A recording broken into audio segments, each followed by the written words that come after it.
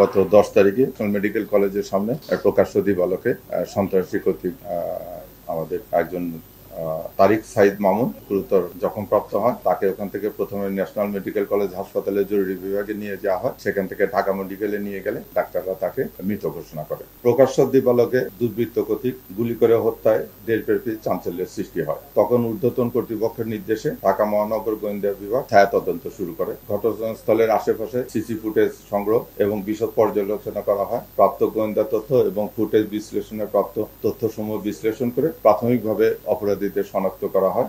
সিলেট, নরসিংদী এবং ঢাকার বিভিন্ন স্থানে অভিযান পরিচালনা করা হয়। ঘটনার এক পর্যায়ে নরসিংদী ও ঢাকার বিভিন্ন স্থানে অভিযান পরিচালনা করে ঘটনার সাথে জড়িত 5 জন আসামিকে গ্রেপ্তার। ঘটনায় নরসিংদী সদর থানাধীন ভেলানগর হইতে গ্রেপ্তার করা হয়। গ্রেপ্তারকৃত আসামিদের তল্লাশি পূর্বক ফারুক ও রবিনের হেফাজতে থাকা 1,53,640 টাকা উদ্ধার করা হয়, যা আসামি ফারুক ও রবিনকে সন্ত্রাসী রনি হত্যাকাণ্ডের পারিশ্রমিক হিসেবে প্রদান করে।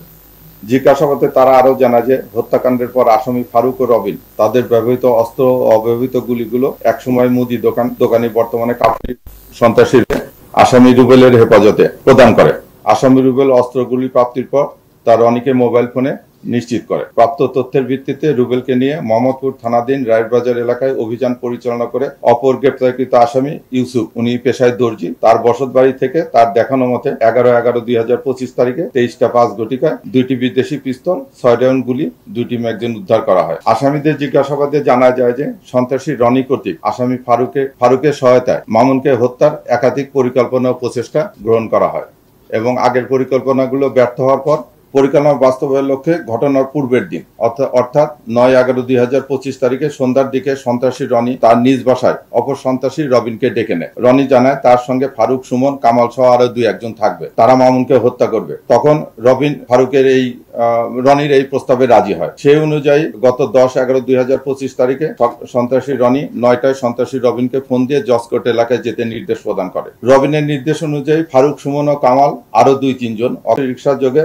জসকোট এলাকায় গমন করে। পরিকল্পনা অনুযায়ী প্রথমে সন্ত্রাসী সুমন ও সন্ত্রাসী ফারুককে শুটিং এর জন্য রনির নির্দেশ প্রদান করে। এক পর্যায়ে সুমন ও রনির মধ্যে কথা কাটাকাটি হয়। সন্ত্রাসী রনি তখন সন্ত্রাসী সুমনের নিকট থাকা 2টি পিস্তল নিয়ে একটি ফারুককে, অপরটি আসামি রবিনকে হস্তান্তর পূর্বক টার্গেট ভিকটিম মামুনকে হত্যার মিশনে পাঠায়। জিজ্ঞাসাবাদে জানা যায় যে পলাতক সন্ত্রাসী কামালের উপর নির্দেশনা থাকে মামুনকে অনুসরণ করা এবং তার গতিবিধি তাদেরকে জানানো। সেই মোতাবেক সন্ত্রাসী কামাল ভিকটিমের সঙ্গে থাকে এবং তার সংকেত পেয়ে ফারুক ও রবিন ভিকটিম মামুনকে লক্ষ্য করে উপর্যুপরি গুলি ছোড়ে ও মৃত্যু নিশ্চিত করে ঘটনাস্থল ত্যাগ করে। ঘটনার পরেই তারা বেরিবাদের হয়ে রায়েরবাজার যায় এবং রনির নির্দেশ অনুযায়ী রুবেল অপর 2 সন্ত্রাসী ফারুক ও রবিনের নিকট থাকা অস্ত্র গ্রহণ করে তা রুবেলের বন্ধু ইউসুফের নিকট জমা রাখে। পরবর্তীতে রনির প্রদত্ত 2 লাখ টাকা রুবেল, শুটার ফারুক ও শুটার রবিনকে প্রত্যেককে 1 লাখ টাকা করে প্রদান করে।